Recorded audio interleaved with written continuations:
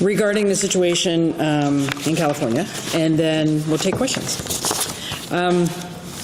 President Trump's deployment of National Guard troops inside Los Angeles this weekend without the direction of Governor Newsom represents an alarming disregard for the safety of Americans and their ability to govern themselves. Putting our own military on our streets with this ambiguity in mission is a disservice to our communities and service members. The suggestion from President Trump that Governor Newsom should be arrested for lawfully standing up for his constituents is absurd, dangerous, and indisputably undemocratic. The president's unlawful actions undermine our local authorities, who should be able to do their jobs without a federal intervention escalating and inflaming the situation. I understand that Oregonians may be concerned about the possibility of deployment of the Oregon National Guard here in our state, especially in Portland. My office is tracking this closely and has been in close contact with the Oregon State Police, the Portland Police Bureau, Multnomah County Sheriff's Office, and the Oregon Military Department. Gatherings across our state and in Portland have been peaceful. As the Commander-in-Chief of the Oregon National Guard, I prioritize our National Guard resources toward the needs, values, and protection of Oregonians. The Superintendent of the Oregon State Police, the Mayor of Portland, the Portland Police Chief, the Multnomah County Sheriff, and I, and a lot of elected leaders, stand united against violence, property damage, harm to public safety workers, or other illegal activity. I have confidence in our local law enforcement professionals to meet any emerging public safety needs in our community. This afternoon, I spoke directly with the Adjutant General, General Grunwald. We agree that the mission of Oregon's National Guard is to defend America and protect Oregonians when called on. The Adjutant General and I remain committed to only deploying the Guard when our mission is clear, purposeful, and supports our primary mission to protect Oregonians. My message to Oregonians today is this: I support your right to peacefully demonstrate. It's a cornerstone of American democracy. Please know that I will do everything in my power to protect the rights and safety of our residents, including the rights and safety of our immigrant communities. But I also want to be clear: violence, harm to public safety workers, or destruction of property will not be tolerated.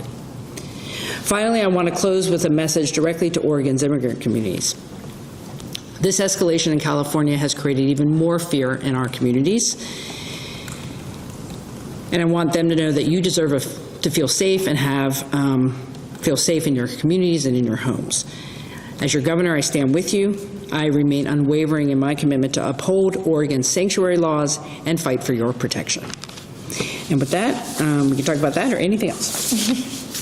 Reminder for the newbies here, that I will call on you and I will call on Lucas for virtuals. We'll switch off. Dirk?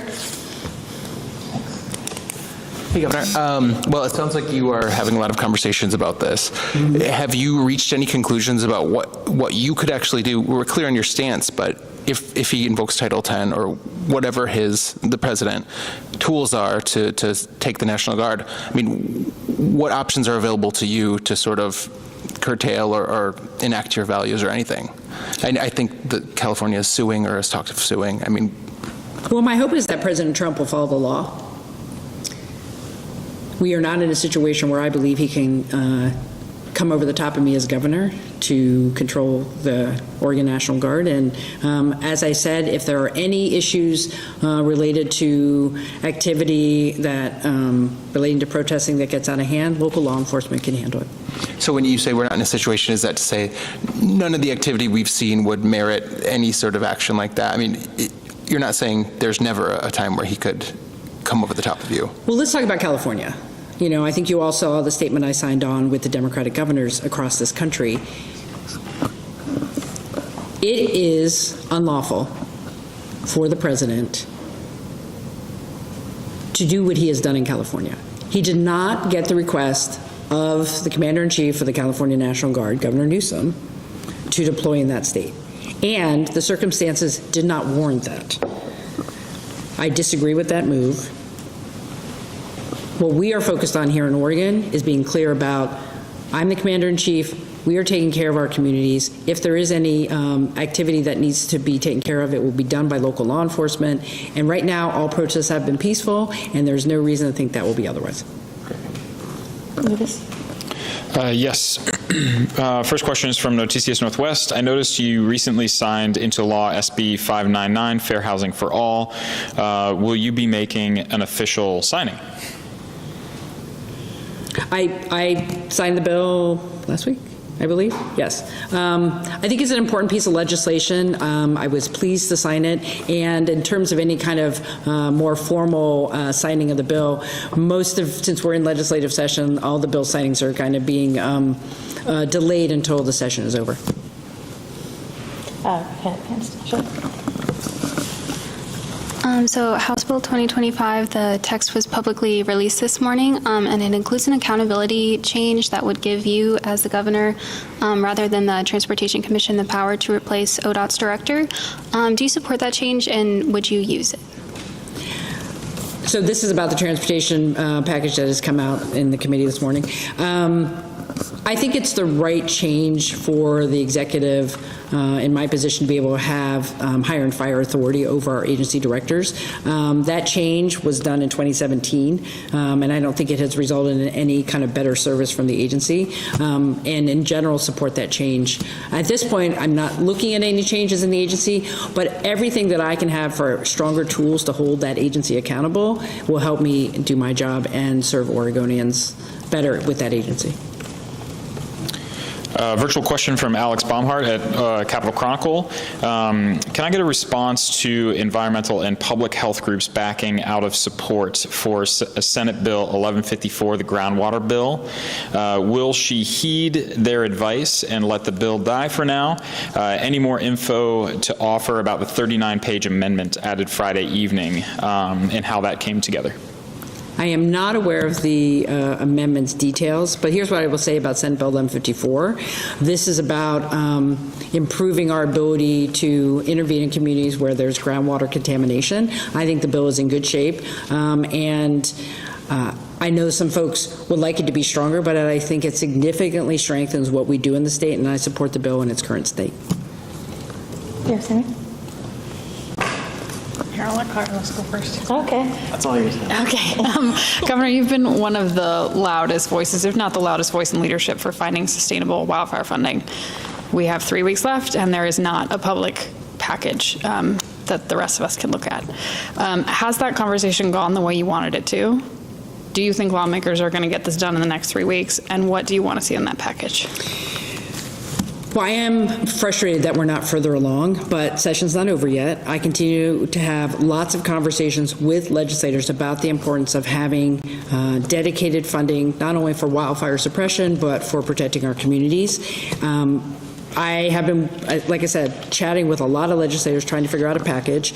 I do want to clarify the position that I've had in case, I don't know, last time we talked about this on the kicker, because I think there's been some misinterpretation of that position for me. It was always about taking a portion of one-time money to actually set some money aside. And I just want to remind people, if the highest income earners in our state, people who make over $250,000 a year, did not get their kicker, we'd have about $390 million out of the $1.9 billion kicker to actually dedicate to wildfire suppression and prevention. I think that's a good thing to do. I'm going to continue to work with legislators. I'm looking for bipartisan solutions here. It would be a terrible thing to end this session without dedicated funding. And it's been unclear to me what the co-chairs plan to do in their budget as well on this issue. So I think the bottom line is I'm still working on it. How's that? No virtual questions, so defer to in the room. All right. Go ahead, Carlos, once he gives you this huge mic. Thank you. It is pretty big. I know. Hi, Governor. I'm curious to know, once the session ends, what of all the policy bills that have been, passed or are going to be passed, are you going to be most closely monitoring? And I'm curious if we're going to see any, like similar to last year on the housing infrastructure bill, some of those line items, I remember you said, like, I will not sign this unless I see it meets certain qualifications, like essentially threatening to veto. Are we going to see anything similar this year, you think? Well, I'll be looking at every line item in every budget bill. Right now, I'm not predicting any disagreement, but it's my job to make sure every dollar spent is going to be spent wisely and with the purpose of advancing the top priorities of the state. So budgets are starting to move, mostly agency budgets. A lot of alignment with my budget that came out, last year. So looking at them all closely to make sure that the choices that are being made, I think, are the right ones for the state. That is the check and balance from the executive branch. In terms of other bills, I mean, there are a lot of bills left in Ways and Means. I don't believe a large number of those will move because there just aren't the resources for them. But I will be curious to see what the final determinations are from the legislators. And my job is to make sure we are meeting our top priorities in the state. And so we'll see what they do. Yeah. Governor, there have been confrontations between state-private contractors and homeless camps at the Sandy River Delta. The Department of State Land says it's working with you and the state police on this issue. Are you advising that the state police gets involved, and why haven't the state police already gotten involved? Well, the land that's under consideration is owned by the state. That's why you have the Division of State Lands involved in that. I think we all understand that when folks are living outside, it is not a sustainable situation or a safe situation, and there's been conversations to help folks relocate. I think it's a work in progress right now. We want to make sure that whatever plan is to help folks relocate, that it's meeting the best outcomes for those individuals. And we also have to make sure we don't see continued use of that state land in that way. It is not safe. People are worried about fire safety issues. And so we're monitoring that not only with local authorities, but with the state police, because it is state land. But at the end of the day, we're going to need everybody involved to help resolve that situation, not just the state and not just the state police. And I would call on our county partners and the county sheriff to help us with that, because this is in Multnomah County and we need everybody working together to solve the situation. Is there an estimate when these camps may be cleared? We don't have a timeline yet. We're trying to do it thoughtfully and as predictable as we can. But the goal is, at some point in time, not to have folks living out there on the Delta, because that is unsafe and has other consequences as well. So. We now have a virtual question in the queue. Okay. From Nigel Jaquist, Oregon Journalism Project. You said improving educational outcomes is a top priority. You've also said you'll sign Senate Bill 916. That's the relating to unemployment insurance benefits for employees unemployed due to labor dispute. How are those positions consistent? I don't think it's inconsistent to support individuals who utilize their right to strike, whether it's in the private sector or the public sector. I know that the argument has been that this will be highly detrimental to our school districts. I don't particularly believe that that is an accurate assessment of that bill. And at the end of the day, I support the right of folks to strike. And I believe the way the bill is crafted, we will actually see shorter strikes if they happen to begin with. Anybody with a second? Dirk? Another one of your big issues, behavioral health. We now have a state hospital that is in contempt of court. I think that risks sucking up a lot of money if we are fined $500 a day for all these folks, and potentially risks your priorities in terms of expanding services. But I don't know what the picture looks like. So what does it look like to you right now? Well, a couple things on that. First of all, we are making progress at the state hospital when it comes to our aid and assist population. We are reducing the number of people who have been waiting longer than 7 days, which is part of the contempt order. And we are looking to fund more evaluators and community-based care in this budget. So I feel like we're making progress. And the judge, I think, just ran out of patience with us. We will certainly comply with the order as well as the mitigation plan that is in her order. I will say that being fined on a daily basis is not the best use of taxpayer dollars. I am working hard with legislators to finish this session with key investments to help this population, both at the state hospital for better evaluation and more flexibility, but also community-based placement. I have a significant ask in for additional secure residential capacity in the communities for folks to be, not in jails and not in the state hospital, but somewhere else where they can get the appropriate care to then, be returned to the courts. So we have a suite of things that we are working on. I have support from legislative leaders to fund it. It is frustrating to me that we weren't given till the end of session to deal with that, but this is a situation we have, so we're going to do it the best we can. And I would ask legislators and district attorneys and the courts to all work together to make sure we can serve this population the best we can.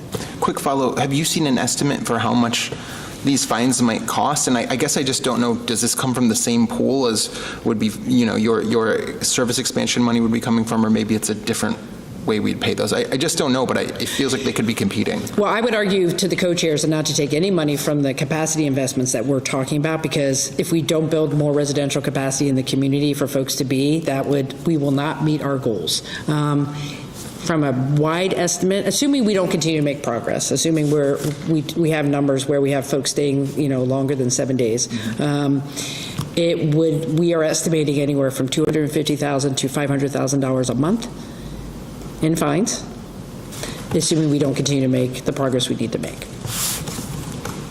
Yeah, sure. Hi, Governor. You today signed SB 951, which would regulate corporate control and ownership of local medical practices. Mm-hmm. You haven't spoken on that yet publicly. I'm wondering why you made that decision, if you could explain it a little more. Well, I think there's been a lot of good work to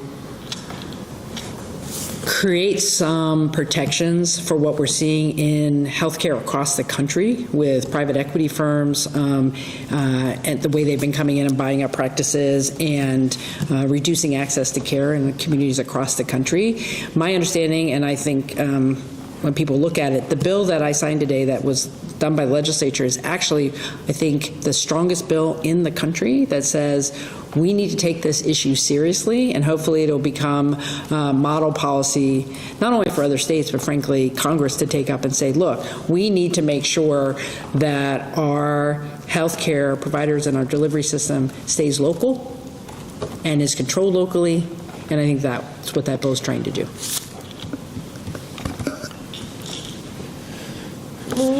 Sandy. Sorry for the reach. Sure. Governor, this is a question coming from our public safety team, so I just want to be, you talked about this at the start, but just to be abundantly clear, are you hearing anything about the National Guard being prepared to deploy for this weekend's protests, or are you talking to the National Guard about being on standby for protests this weekend? Currently, there are no plans from my office or with the Adjutant General about the Oregon National Guard as it relates to protests here in Oregon. Again, I think local law enforcement has been working well together. There was a lot of good coordinated work around the election, around the inauguration. There have been many peaceful protests since the start of the Trump administration, and I think we will continue to see good local cooperation to make sure everything stays peaceful and safe. Thanks. Yeah, sure.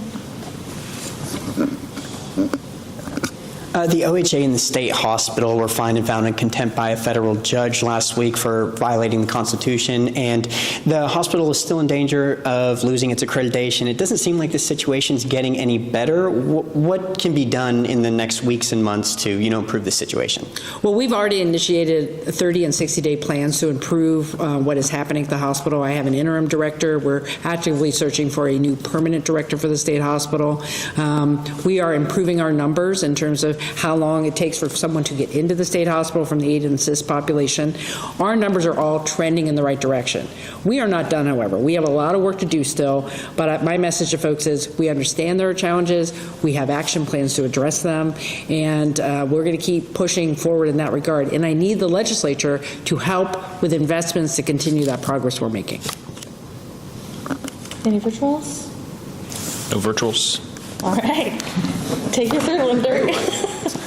We haven't heard, I guess I haven't heard your reaction to what you know of the transportation package. I know it's 175 pages, but I think your office has been in contact with legislative leadership on what this might look like. Broadly, are you supportive of this? It feels like, you know, a pretty expensive package at the end of the day, but curious your thoughts.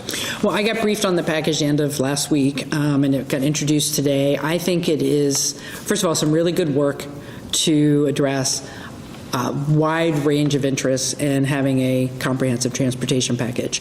It will provide, if passed, stable and sustainable funding to do the maintenance we need to do at ODOT, make sure we maintain our commitments on some very major projects. So I have not had a chance to review every word in it, so we want to take a look at it. But right now, I think they're on a right track to get done by end of session with a very comprehensive package.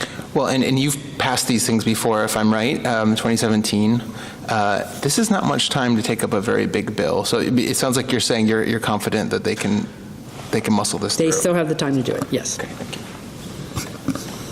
Do you have another one?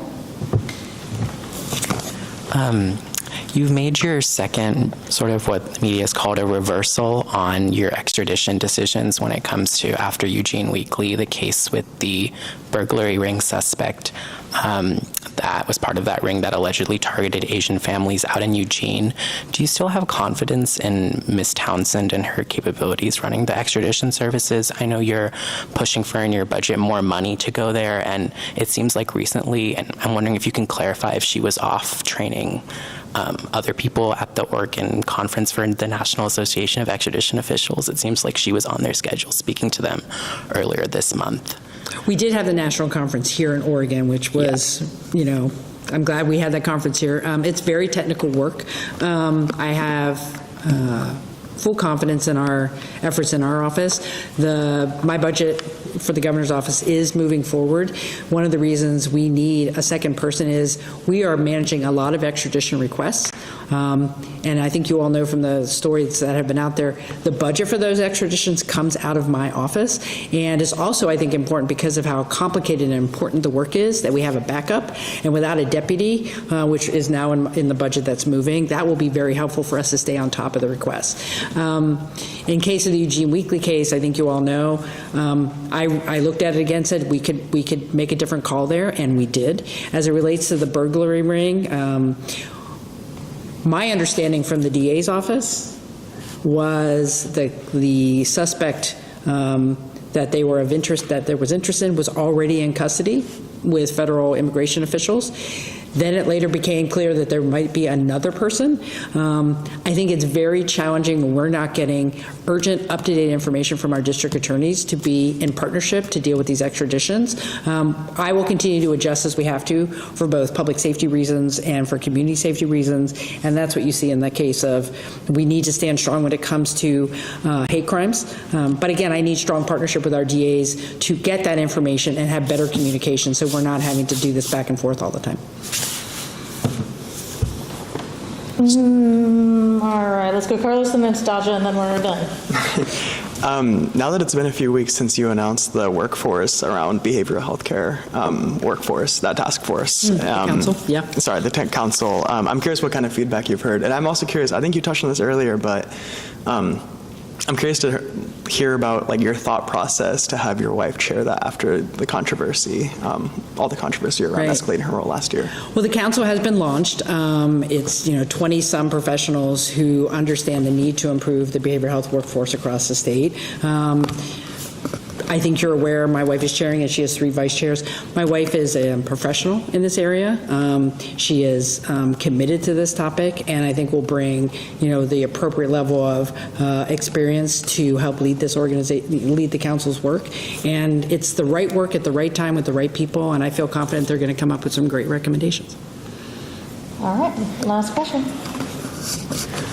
So last week, the OHA's Medicaid director presented to some of the legislatures about how Trump's Big Beautiful Bill could impact Medicaid, and they were talking about how some pretty severe cuts could take place, and one representative even floated possibly the idea of how it could need a special session to kind of come back and approach how you would replace that funding. Is that something you're thinking about? And are there any other special sessions that you're thinking about could possibly happen this I'm year? smiling because we're not even done with the regular session. But when it comes to both the Medicaid cuts and the SNAP cuts being contemplated by Congress right now, I've been super clear. They are bad for Oregonians. People are going to lose their health care. They're going to lose, their ability to buy food and put it on the table. Right now, I'm focused on fighting with our congressional delegation to keep that from happening. If any or all of those cuts go through and the president signs it, we will have challenges here at the state level to deal with that. And to be very frank, we're just going to see what happens, right? The depth of the cuts could be so big that we would have to have a special session before next year, but it could be months before they even figure out this bill. So right now, they shouldn't make any cuts. They are bad for people, and all they're doing is trying to do this to pay for tax cuts that for people who frankly don't need them. So hopefully that just doesn't happen, because that's going to be bad for the country and bad for Oregon. All right, thanks, everybody. Thanks, everybody. Have a good one.